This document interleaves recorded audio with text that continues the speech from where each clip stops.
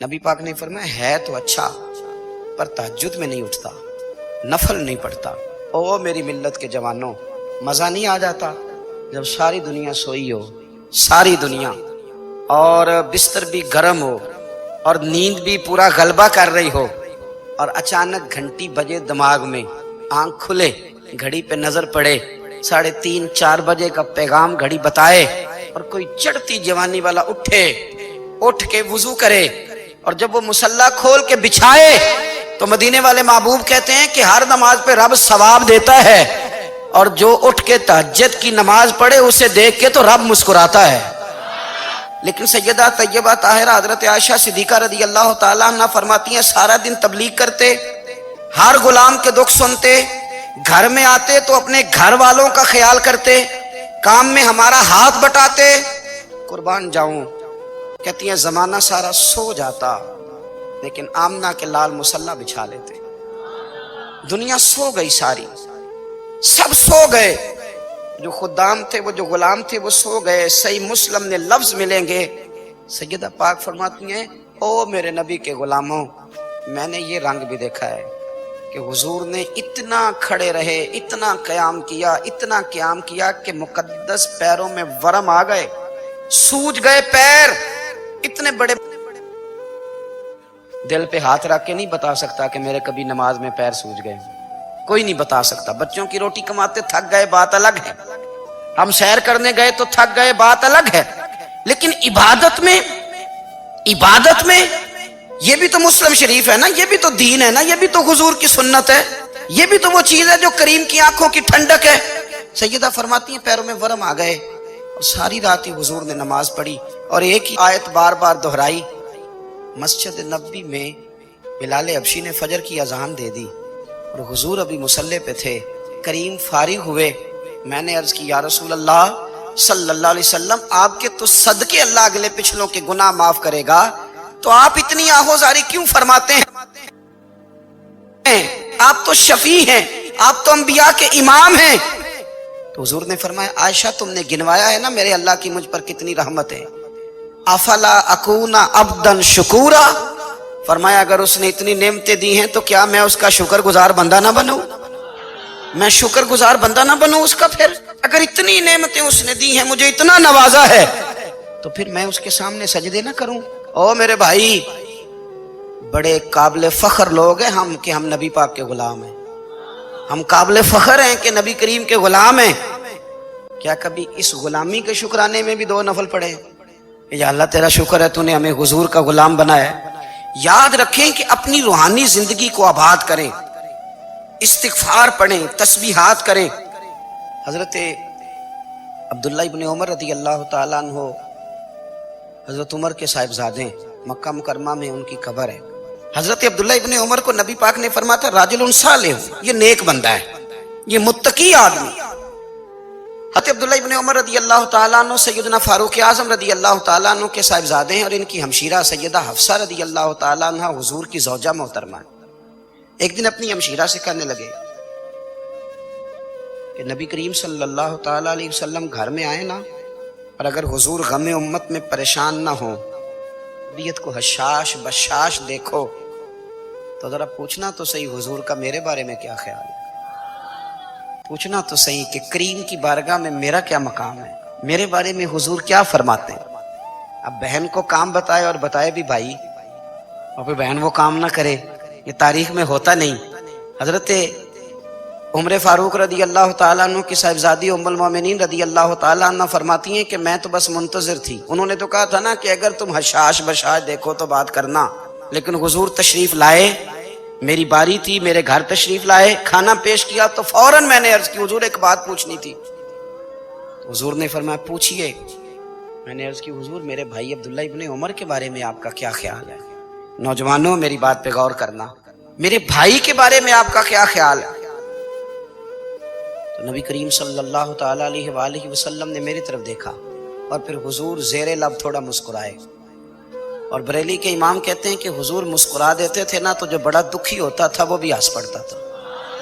اب سوال پیدا ہوتا تھا کہ پھر تو اس مسکراہٹ کے لیے انتظار کرنا پڑتا ہوگا کئی مہینے کہ حضور مسکرائیں، تو رونے والے ہنسیں تو اعلیٰ حضرت فرماتے ہیں نہیں، انتظار نہیں کرنا پڑتا، یہ مسکراتے رہنا تو حضور کی عادت ہے۔ جس کی تسکین سے روتے ہوئے ہنس پڑے، اس تبسم کی عادت پہ لاکھوں سلام۔ یعنی یہ تو عادت ہے حضور کی مسکراتے رہنا، اس کے لیے انتظار نہیں کرنا پڑتا۔ بھائیو آپ خیال رکھیں گے، غور کریں گے، حضرت عبداللہ ابن عمر رضی اللہ تعالیٰ عنہ کے بارے میں پوچھا تو سیدہ فرماتی ہیں کہ نبی کریم صلی اللہ تعالیٰ علیہ وسلم نہ زیر لب مسکرائے اور فرمایا حفصہ تیرا بھائی ہے تو اچھا، لیکن میں نے سنا ہے کہ عشاء کی نماز پڑھتا ہے تو فجر تک سویا ہی رہتا ہے۔ او نوجوانوں، 10 بجے تک سونے کی بات نہیں ہوئی، 9 بجے تک سونے کی بات نہیں ہوئی، 11 بجے اٹھنے کی بات نہیں۔ حضور فرمانے لگے میں نے سنا ہے کہ عشاء کی نماز پڑھ کے سو جاتا ہے اور فجر تک سویا ہی رہتا ہے، اسے چاہیے کہ تہجد کے وقت اٹھا کرے، اللہ کی بارگاہ میں حاضر ہوا کرے، آہوزاری کرے، سجدے کرے، عبادت کرے، اٹھتا ہے اور فجر میں جا کے اٹھتا ہے۔ حضرت جناب حفصہ رضی اللہ تعالیٰ عنہ کہتی ہیں میں نے جناب عبداللہ ابن عمر کو پیغام دیا اور میں نے کہا میرے جوان بھائی سن، نبی پاک نے فرمایا ہے تو اچھا پر تہجد میں نہیں اٹھتا، نفل نہیں پڑھتا۔ او میری ملت کے جوانوں، مزہ نہیں آ جاتا جب ساری دنیا سوئی ہو، ساری دنیا، اور بستر بھی گرم ہو اور نیند بھی پورا غلبہ کر رہی ہو، اور اچانک گھنٹی بجے دماغ میں، آنکھ کھلے، گھڑی پہ نظر پڑے، 3:30 4 بجے کا پیغام گھڑی بتائے، اور کوئی چڑھتی جوانی والا اٹھ کے وضو کرے، اور جب وہ مصلی کھول کے بچھائے تو مدینے والے محبوب کہتے ہیں کہ ہر نماز پہ رب ثواب دیتا ہے، اور جو اٹھ کے تہجد کی نماز پڑھے اسے دیکھ کے تو رب مسکراتا ہے، جو اس کی شان کے لائق ہے، جو اس کی شان کے لائق، وہ مسکراتا ہے، خوش ہوتا ہے کہ میرا بندہ تہجد میں اٹھ گیا، وہ مسکراتا ہے۔ کاش ہماری صبحیں کبھی اپنے مالک کے نام ہو جائیں، کاش کے صبحیں۔ حضرت ابو الحسن رحمۃ اللہ تعالی علیہ حضرت معاذ ابن جبل رضی اللہ تعالیٰ عنہ کے پاس بیٹھا کرتے تھے، فرماتے ہیں ان سے جو پیار بڑھا تو پھر میرا مصلی سے بھی بڑھ گیا۔ تابعی ہیں، فرماتے ہیں صحابی رسول سے محبت ہوئی تو ذکر سے بھی ہو گئی، پھر درود شریف سے بھی ہو گئی، محبت ان سے بڑھی تو پھر اللہ نے مسجد کا پیار بھی بڑھا دیا۔ آپ فرماتے ہیں کہ میری ہر وقت طبیعت چاہتی تھی کہ بس اللہ اللہ کروں، بس اللہ اللہ کروں، بس نہ میں ذرا تھوڑی جان چھڑاؤں لوگوں سے، کو 10 منٹ ملے تو میں کو 4 نفل پڑھ لوں، میں تھوڑا سا نہ بچوں لوگوں سے، اور مجھے تسبیح ملے تو میں نہ کچھ 400-500 دفعہ استغفار پڑھوں، سبحان اللہ، الحمدللہ، اللہ اکبر، لا حول ولا قوت الا باللہ، میں نہ تسبیحات پڑھوں۔ فرماتے ہیں کہ بچے تھے گھر میں 6-7، غربت تھی، کام ملتا کوئی نہیں تھا، اور میں کام چور نہیں تھا، کام ڈھونڈتا تھا، پر اللہ کی قدرت کے کام نہیں ملتا تھا۔ فرماتے ہیں کہ میں نے ایک دن اپنی اہلیہ سے کہا کہ آج میں پھر جاتا ہوں کام ڈھونڈنے، تو میری بیوی بڑی فرما بردار تھی، پر اس دن نہ غربت کے ہاتھوں تنگ آ کے کہنے لگی آج نانا کوئی تو چیز لے کے آیا، تو مجھ سے بچوں کی بھوک نہیں دیکھی جاتی، یہ سب روگاں دا روگ محمد جس دا نام غریبی، کنڈ بلا کے لنگ جاندے نہیں دوست یار قریبی، آج نہ کچھ لے کے آیا تو میں بچے لے کے میکے چلی جاؤں گی۔ شیخ فرماتے ہیں کہ میں بڑا پریشان گھر سے نکلا، پر میں نے صبح سے لے کے زور تک کام ڈھونڈا، کام ملا کوئی نہیں، تو میرے دل میں خیال آیا چلو کام نہیں ملتا تو اللہ اللہ تو کرے نا، چلو بندوں کی مزدوری نہیں ملتی تو رب کریم کی عبادت ہی کرتے ہیں۔ فرماتے ہیں کہ میں نے نا فرات کے پانی سے وضو کیا، نہر کے، شدید دھوپ تھی، ساتھ ریت تھی اور ریت تپ رہی تھی، میں نے اپنا رومال وہیں مصلی کے طور پر بچھا لیا، اور فرماتے ہیں کہ زور سے لے کر عصر تک نماز پڑھی، دھوپ بھی پورے زور پہ، پر میرے سجدے کا ذوق بھی پورے زور پہ۔ فرماتے ہیں سورج بھی چمک رہا ہے اور رب کی عبادت کا ذوق بھی پورے زور پہ، میں سجدہ کروں تو پھر میرا اٹھانے کو جی نہ چاہے۔ میرے استاد لکھا کرتے تھے، یہ ان کا شعر ہے، وہ کہا کرتے تھے مجھے سوز دے، مجھے ساز دے، اور مجھے نیم شب کا نیاز دے، دم سجدہ خود کو میں توڑ دوں، مجھے ایسا ذوق نماز دے، اور میں تیری بہار کا پھول ہوں، میں کھلا بھی ہوں تو تیرے لیے، مجھے میری شاخ سے توڑ لے، مجھے اپنی زلف کا ناز دے۔ بھائی فرماتے ہیں کہ عصر تک میں نے نفل پڑھے، دل ڈھلنے لگا، عصر کی نماز پڑھی اور میں وہاں سے چلا، اب میں جب نکلنے لگا تو دل میں خیال آیا کہ چھوٹی چھوٹی دیواریں ہیں گھر کی، بغیر کچھ لیے جاؤں گا تو بیوی دور سے دیکھے گی تو شور کرے گی کہ پھر خالی ہاتھ آ گیا ہے۔ کہتے میں نے اپنے اسی رومال میں جس پہ میں نے نماز پڑھی تھی نا، رومال میں، یہ عقیدہ پنجابی صافہ کہتے ہیں، اسی میں نا میں نے کچھ ریت بھر لی کہ وہ دور سے دیکھے گی تو سمجھے گی کچھ لے کے آیا ہے، چلو جا کے اسے بتا دوں گا کہ آج پھر مزدوری نہیں ملی۔ کہتے ہیں وہ ریت لے کر جب میں گھر میں گیا تو پہلے بیوی دروازے پہ کھڑی ہوتی تھی، پوچھتی تھی خالی ہاتھ آ گئے ہو؟ آج میں نے دیکھا تو ہے ہی کوئی نہیں۔ فرماتے ہیں میں اندر داخل ہوا، سلام لیے، کونے میں نے وہ رومال رکھ دیا اور میں نے آواز دی کہ بھلی مانس کہاں ہو؟ تو وہ کہنے لگی آپ منہ ہاتھ دھو لیں، میں روٹی لے کے آئی۔